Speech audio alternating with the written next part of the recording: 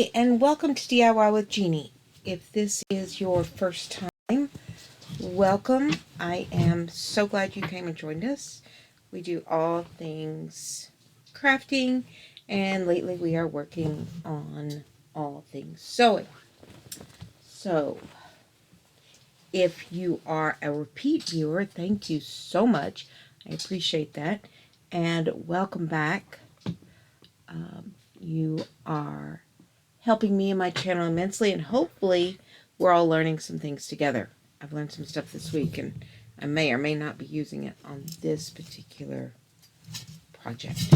So I got this hoodie, but it was already cropped, and I am not of the age where cropped is my bestest friend. However, I do love me some Disney. So I had seen this, and I'm hoping this shirt will work out, where you take a man's shirt and make a long lower ruffle, and you use that so to add to the bottom of our shirt. So what we're going to do is, at the bottom of this shirt, I got this shirt at the thrift store.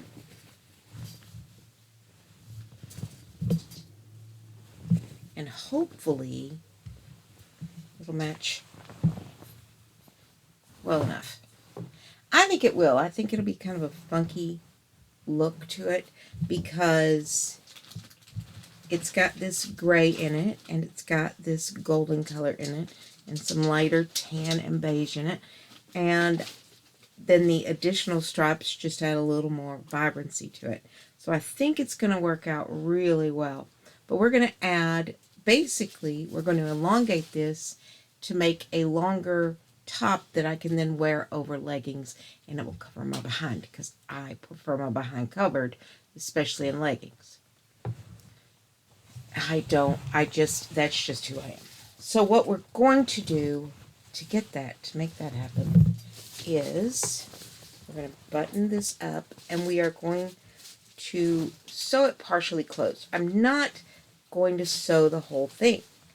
I'm thinking I want to be able to, depending on, let's get this buttoned, depending on how long it is, I would like to be able to unbutton a couple of the lower buttons if I wear it with jeans or what have you. If I wear a tank underneath it, so it'd be easy to pull off. So I think we want to leave it to where we can do a little bit of an opening at the front. And I could even technically wear it with shorts, and that would be cute. You could leave it completely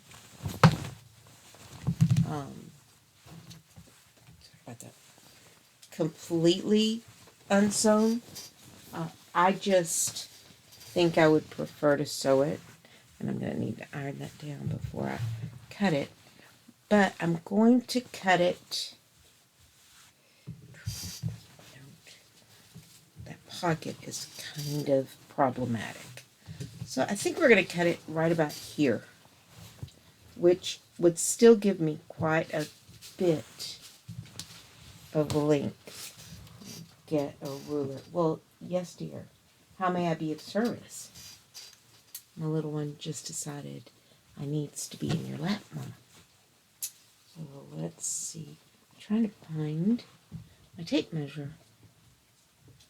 I don't know where it is. And she's not helping. So let's do it on here and see if we can figure out how long that is. So it's going to be about 14 inches, and I think that would be plenty of room. So I'm going to cut it off right at this button. I will sew here. So I'll just leave one button to where it can open, and then this bottom will remain to where it can open. So I'm just going to put a seam right there. I'm going to cut it. I'm going to seam it, and then I'll cut it. So let's get to cutting. I said, she is not helpful. Actually, I need to sew it. So let's get it sewn real quick. So let's get that one little spot sewn. So hang on, let's go to our sewing machine. Alright, we want to iron that plate, that middle part down real well. So that when we sew it, we're sewing it straight down. So there we go. What is going on here?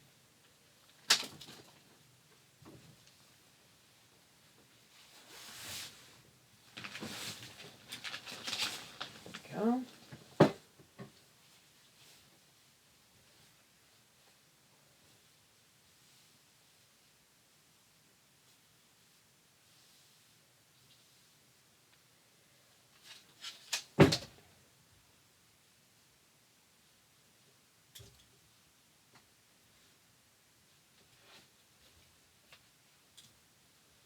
Now we're going to cut it probably right above this button, so we'll probably be cutting that button off.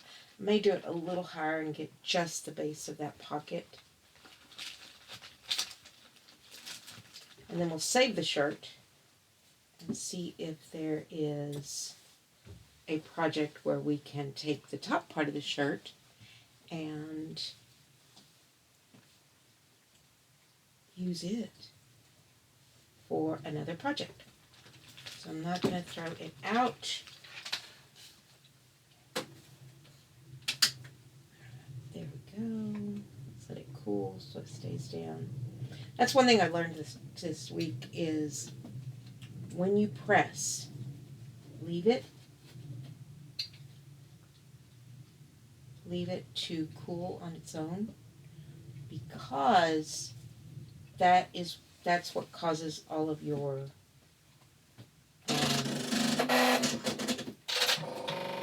all of the weave to stay, the threads to stay where you wanted them. That's where you set that in place.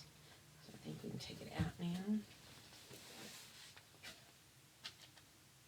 I also figured out what I did wrong on the shirt that we made.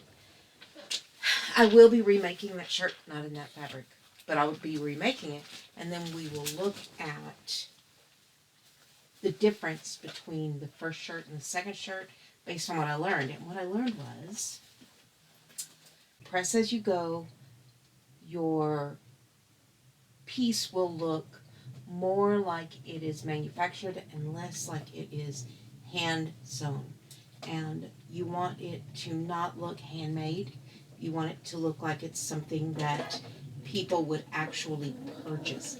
Now I realize that sounds weird. It's not like we want people to purchase from us, but we also don't want to look like we're doing handmade clothes.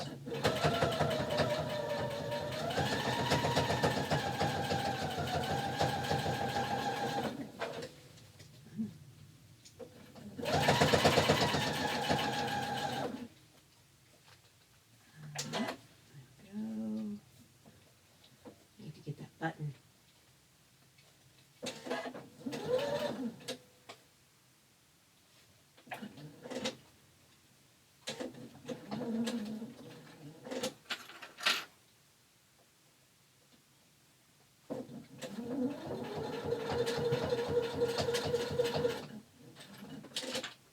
There we go. That's sewn. It is sewn closed. Oh, back up.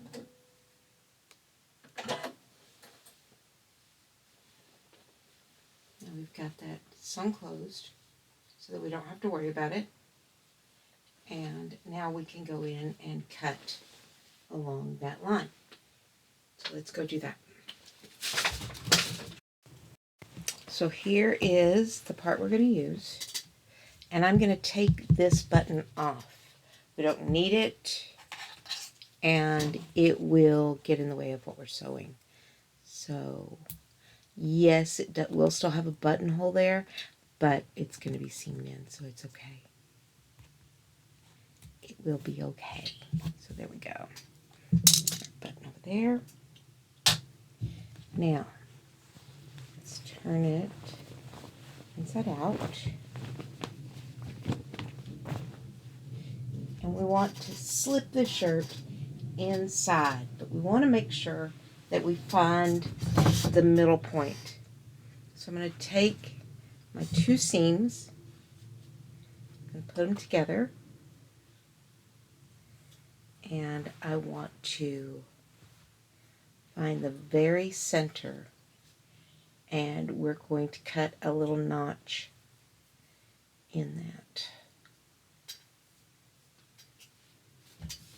So we're going to do it on the front and the back, but I am not going to keep it folded this way. I'm going to do the back again on its own, because if that front is pulled, is not necessarily pulled, but is different in width, we want to make sure that we're not compromising our middle point. So there are our middle points. Let's do the same thing. We have the front middle point. That's our button. That's this dark blue notch right there. So let's find the back middle point. There we go. And there is the back.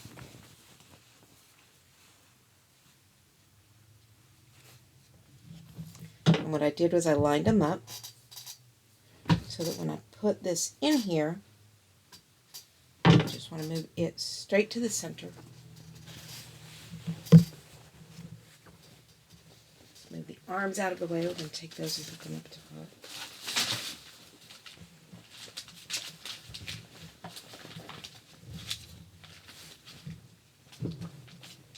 Both arms. Whoops, wrong arm.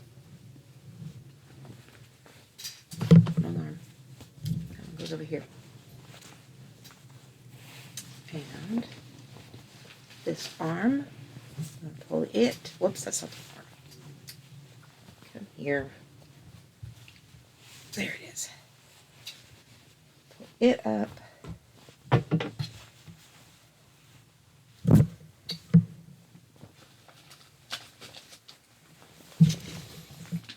And let's find our bottom 2 points. Let's put a pin in that spot. So we're going to put a pin where that dark line meets this V.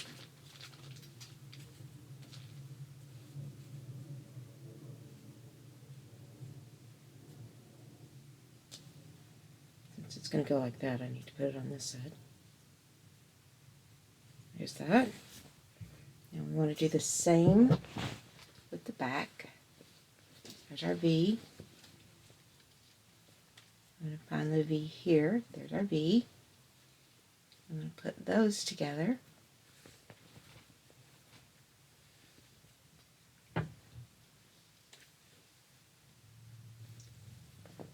Now let's do the same with our side seams.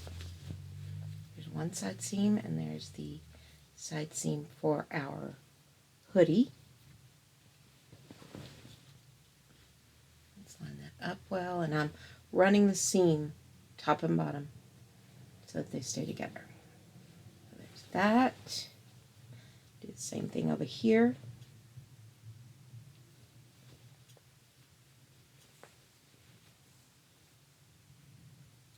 I've still got them together, and I'll show you with the pin.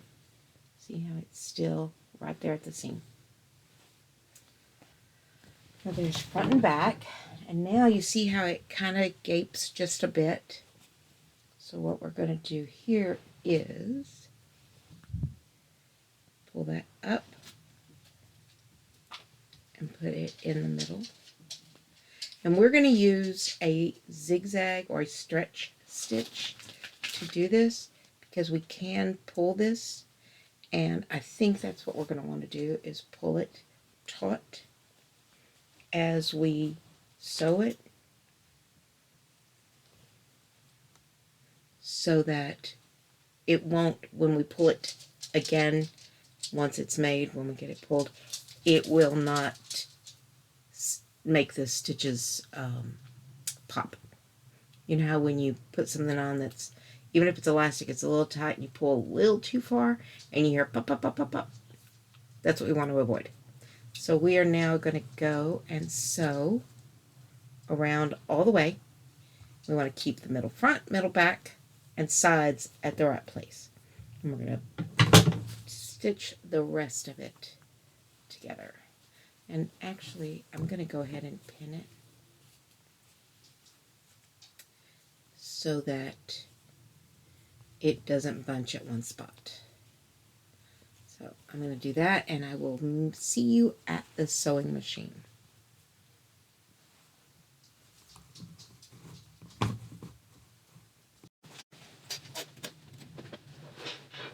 Now we have it all pinned, and we're ready to go. And I am going to start from the side seam. Make sure we get all the weight of the shirt up. Actually, let's start from the center. I'm going to work about this. I don't think we will. Before we go any further, let me snip that, because I need it.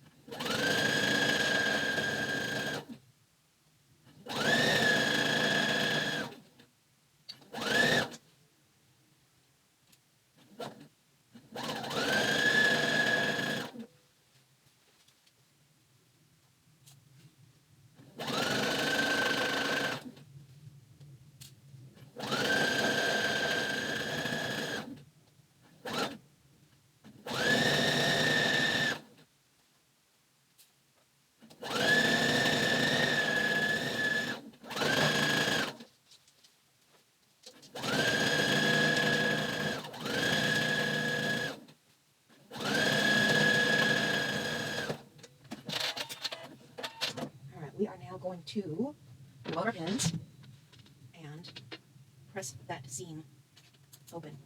Well, not open, but to one side, and then go back and tack it down. I'll show you. You'll see. It'll make sense. Let's get the pins out.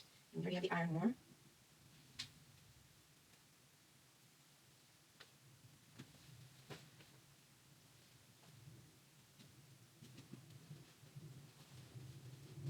See how it caused it to gather when I pulled it taut so that it's kind of equal gathered, because I made sure we had 4 quarters done correctly. That's what I did. Alright. So what we want to do is pull this out. And I don't need the sleeves out, so we just want to pull them out the top. On the arms.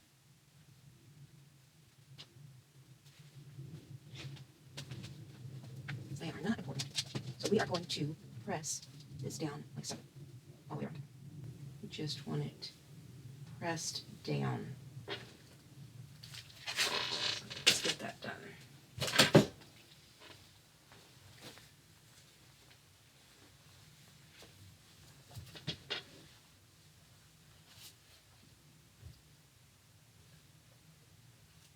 Down, not up. That center does not wish to be down. But we can fix that. And I'll show you how we're going to fix that.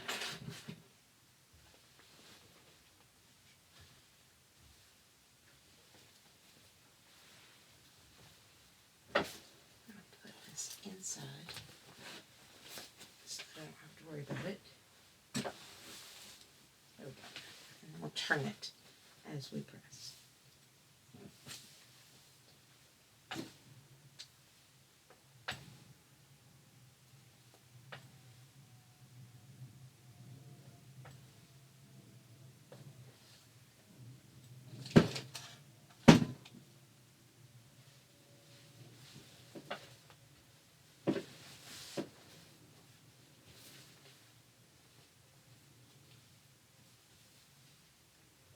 Now, one of the best things about this particular project is that we don't have to hem it.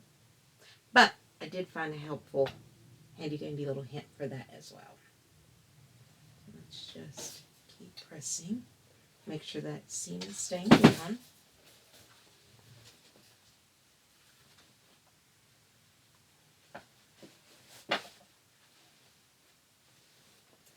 And the hint for when you're doing the hem is, again, it's all got to do with pressing. Press it the way you want, where you want that hem, press it, and then go back and sew the hem in. Not the other way around. Don't hem and then press, press and then hem. Because as you're going to sew it, it then knows where it wants to be, and it wants to be wherever you pressed it. So whatever the last press point was, and your fabric, when you are cutting it and everything, the last press point was pressed flat. So you always want to press prior to sewing. Once you get that seam in, press it. Before you put that seam in, and especially on the base, but if you're for the hem, press before. Always press before the next step. I know it sounds weird, and I would not have even thought of that, but I saw the difference between a shirt that was made by pressing at all the correct times versus a shirt she made, like I made that last one, where I didn't press every single step of the way. I only pressed, you know, on those points when I really needed it, pressed a certain way. And the difference. One looked like a shirt you would buy at Macy's. One looked like a shirt you handmade and did not really know what you were doing. And the reality is that's exactly what happened. So, see how nice that looks now? So now what we're going to do is we are going to sew. Come on, children. And it knows where it wants to be, so it's going to stay there. But pull this whole thing up. That's very heavy, so we're going to start at the side seam on this time round. And we want to just put a seam to keep that folded down on the inside. So let me sew this real quick, and then we'll look at it.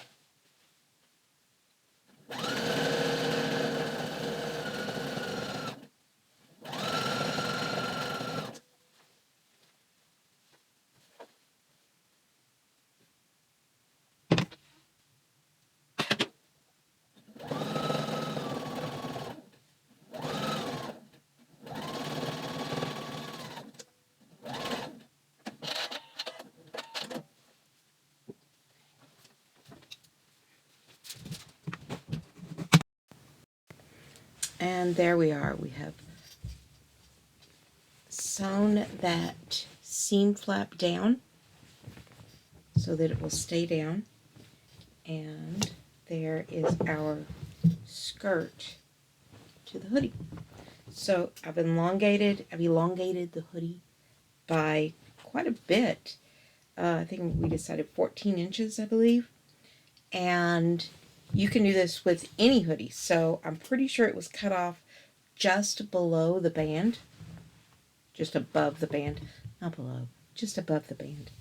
And so now we've added all of this to it, and it should fit longer. So I can put leggings on, wear my top with it, and have my cute little Simba. It's just, and I'll have one that nobody else has. So I hope you enjoyed this, and I hope you'll try upcycling. I thought about cutting the sleeves and putting the shirt sleeves on, but that's a lot of work for very little impact as far as what I want. These sleeves are perfectly fine. I don't see a reason to do it. So we're just gonna go with that. And there we go. Hope you enjoyed this. If you did, give us a thumbs up. If you have any questions or comments or concerns, please list them down at the bottom. And if you haven't already, I would really appreciate it if you would subscribe by hitting that little button down at the bottom. And if you are so inclined, hit the bell icon so you can be notified every time I post a new video. Thanks for being with me, and thanks for spending some time. And thanks for being one of the members of my little band of crafters. And I hope I see you next time. Bye.